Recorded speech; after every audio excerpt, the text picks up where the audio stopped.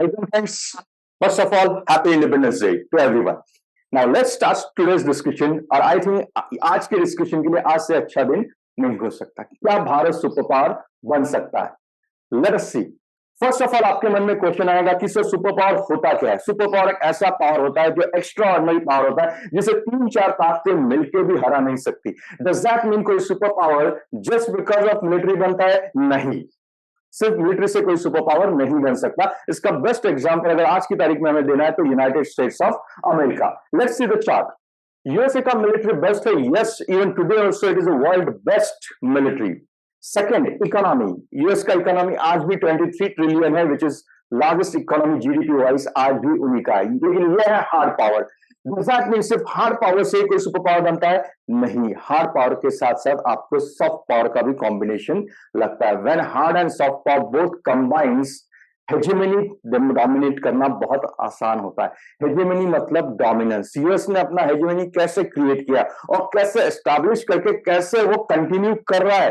It is using its soft power also, that is smart power. Hard power plus soft power दोनों का utilise करता है। जहां पे हार्ड पावर नहीं चलता, सॉफ्ट पावर, और most of the time soft power से काम चल जाता है। एग्जैक्टली होता क्या ये soft power? Soft power is nothing but your culture, education, other things. That itself means you have a power of attraction. Don't you think if you ask anyone in which country you want to live, it is United States of America or it is China, answer will be always yes. Why? Because great technology, great educational, great freedom, liberty है, काफी अच्छा innovations है। Obviously US का एक ऐसा culture है that is Hollywood. US के अलग अलग चीजें, what is culture, way of life. US दुनिया भर में फेमस हो जाता है। यूएस की स्टाइल हर जगह पे फेमस होती है। व्हाई? बिकॉज यूएस ने ये जानबूझ के स्प्रेड करना शुरू किया है। तो सॉफ्ट पावर एक बहुत इसेंशियल पावर है। बट क्या यही एक कारण है? नहीं। जैसे हार्ड पावर है, सॉफ्ट पावर है, वैसे ही यूएस में पॉलिटिकल स्टेबिलिटी काफी अच्छी है पिछले मोर देन 200 ईयर्स से। Education and technology, just now मैंने कहा कि दुनिया भर से यूएस टैलेंट अट्रैक्ट करता है। प्लीज इसे याद रखो हमेशा, यूएस किसी का धर्म नहीं देखता या कौन सी कंट्री से वो नहीं देखता। वो सिर्फ ये देखता है वेदर यू आर टैलेंटेड और not and whether you are good for our country और नॉट। मतलब what is most important, national interest of their country. US is a vibrant democracy, yes. Debate discussion तो हमेशा वहां पे अच्छे होते हैं और you can criticize anyone including the person who is occupying the highest post also. Utilization of human resources is best in US, yes. But ये सारी चीजें छोड़ के एक और प्लस पॉइंट है यूएस के पास, वो है यूएस की ज्योग्राफी। अगर यूएस की ज्योग्राफी मैप थोड़ा सा देखोगे आपको समझ में आएगा, दोनों साइड से समुद्र है और बीच में यूएस, ऊपर कनाडा, नीचे Mexico. So where is a threat? US को थ्रेट ऐसा नियर बाय कोई है ही नहीं। और आज तक आप जस्ट चेक इट आउट, कितने वॉर यूएस के लैंड पे हुए हैं, वेरी रेयर। सो ये उनका लक आप कह सकते हैं कि यूएस को ये मिल चुका है। तो ये सारी चीजों का कॉम्बिनेशन आप जब देखते हैं तब जाके यूएस सुपर पावर बनता है। इकोनॉमी के अंदर डॉलर वगैरह वो सब भी आएगा। See who is challenging US hegemony. China wants to become super power. Let us compare with India also. China की मिलिट्री भी अच्छी है, यस। इंडिया की भी अच्छी है, यस। मतलब यहाँ पे अच्छे, नो डाउट यूएस की सबसे बेस्ट है, उसके बारे में कोई डाउट नहीं। इकोनॉमी वाइज अगर यूएस की 23 ट्रिलियन है तो चाइना की 18 ट्रिलियन है। यू में से कि सर अपनी तो सिर्फ 3.5 है, यस एग्री। बट तेजी से उभरती हुई एक भारत की अर्थव्यवस्था है। मतलब अगले 20-25 साल अगर मेहनत सभी भारतीयों ने की तो हम लोग भी इसे टेक ओवर कर सकते हैं, subject to certain conditions. Geography wise definitely US जैसा लक, या आप ये कह सकते हैं यूएस को नेबर जो है वहां से कोई थ्रेट नहीं है। तो ये इंडिया के कॉन्टेक्स्ट में पाकिस्तान है, ऊपर चाइना है, दैट मीन्स थ्रेट है। इवन चाइना के कॉन्टेक्स्ट से भी देखोगे तो भी दैट इटसेल्फ मीन्स यहाँ पे थोड़े इश्यूज आ सकते हैं। पॉलिटिकल स्टेबिलिटी जितनी यूएस में है उतनी इंडिया में है, yes I do agree. Why? Because कभी भी पावर ट्रांजिशन होता है सेंट्रल गवर्नमेंट के लेवल पे या स्टेट गवर्नमेंट पे, स्मूथ ट्रांजिशन होता है। Check it out from first general election to 2019, हमेशा स्मूथ पावर ट्रांजिशन हमने देखा है, भारत में भी और यूएस में भी। बट क्या चाइना में है? यू डिसाइड, बिकॉज चाइना में लीडर खुद डिसाइड करता है कि हम ही लीडर रहेंगे इन तक, और उसे एक्सेप्ट भी किया जाता है। एजुकेशन एंड टेक्नोलॉजी यूएस का बेस्ट है, but don't you think even China का भी अच्छा है और इंडिया का भी अच्छा है? I do agree that there are certain people who have normal habit, उन्हें हैबिट होता है कि बार बार इंडियन एजुकेशन को क्रिटिसाइज करना है। एक बात बताओ, आज यूएस के मोस्ट ऑफ द कंपनीज में जो सीईओज है या मोस्ट ऑफ द अच्छे पोजीशन ऑक्यूपाई कर रहे हैं, वो कहां से है? इंडिया से बिलोंग करते हैं। वो इंडियन एजुकेशन से पास आउट हुए हैं। सो इंडियन एजुकेशन खराब नहीं है। Yes, I do agree there is a need for improvement, but वो खराब भी नहीं है, वो अच्छा है। नीड फॉर इम्प्रूवमेंट है, उसके लिए तो न्यू एजुकेशन पॉलिसी भी आ चुका है। रही बात टेक्नोलॉजी की, जैसे तो नासा के पास जितने फंड्स है उतने फंड्स तो इसरो के पास भी नहीं है, बट स्टिल इसरो ने दुनिया में अपना एक नाम बताया। इंडिया के साइंटिस्ट काफी अच्छा परफॉर्म कर रहे हैं। एट द सेम टाइम जैसे यूएस के पास सॉफ्ट पावर है, डोंट यू थिंक इंडिया के पास भी सॉफ्ट पावर है?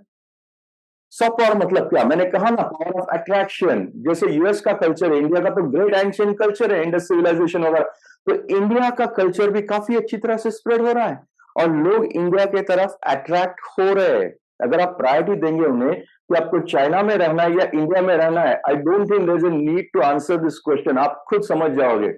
मतलब सॉफ्ट पावर इंडिया के पास भी है, यस, बट इंडिया को उसे ठीक तरह से यूटिलाइज करना चाहिए। वाइब्रेंट डेमोक्रेसी यूएस भी है, इंडिया भी है, यस। पार्लियामेंट में डिबेट तो हम देखते ही रहते हैं। सी, झगड़े डिबेट ये तो होते रहेंगे, because debate argument, don't you think it is the beauty of democracy, essence of democracy? But क्या चाइना में कभी आपने डिबेट, ओपन डिबेट देखे? वहां पे बिजनेसमैन भी अगर कुछ कहते हैं तो क्या होता है, सबको पता है। ह्यूमन रिसोर्सेस यूएस में काफी अच्छा यूटिलाइज किया गया, चाइना में भी काफी अच्छा यूटिलाइज हो चुका है। यहां इंडिया के लिए क्वेश्चन मार्क है। यहां डेफिनेटली इंडिया के लिए क्वेश्चन मार्क है, क्योंकि इंडिया में ह्यूमन रिसोर्स का यूटिलाइजेशन उतना ठीक हुआ नहीं है। मतलब ये हमें करना जरूरी है। सो अब आते हैं last and most important point पे कि क्या इंडिया सुपर पावर बन सकता है? लिसन केयरफुली, बन सकता है क्या? तो आंसर इज यस। ना ये मैं प्राउडली कह सकता हूं बिकॉज इसके पीछे रीजन है। लिसन, जो यूएस के पास है सेम इंडिया के पास है। US is also multicultural society, US is a plural society, vibrant democracy, combination of hard power and soft power. दुनिया आज ग्लोबलाइजेशन के टाइम पे बात करती है मल्टीकल्चरलिज्म की, प्लूरल सोसाइटी की। हम तो पहले से हैं, लेकिन हम प्रोपेगेंडा नहीं करते, एडवर्टाइज नहीं करते। और सुपर पावर अब नहीं बनेंगे तो कब? मतलब सुपर पावर तो बनेंगे सब्जेक्ट टू कंडीशंस। मैंने कहा तो वो कंडीशंस क्या है देखो। सुपर पावर बनना है तो आपको मिलिट्री में सिर्फ कहीं से इंपोर्ट करके अच्छा नहीं होना है, आपको खुद का प्रोडक्शन बढ़ाना होगा। मतलब क्या? R&D पे इंडिया कम पड़ता है, रिसर्च एंड डेवलपमेंट पे हमें ध्यान देना होगा।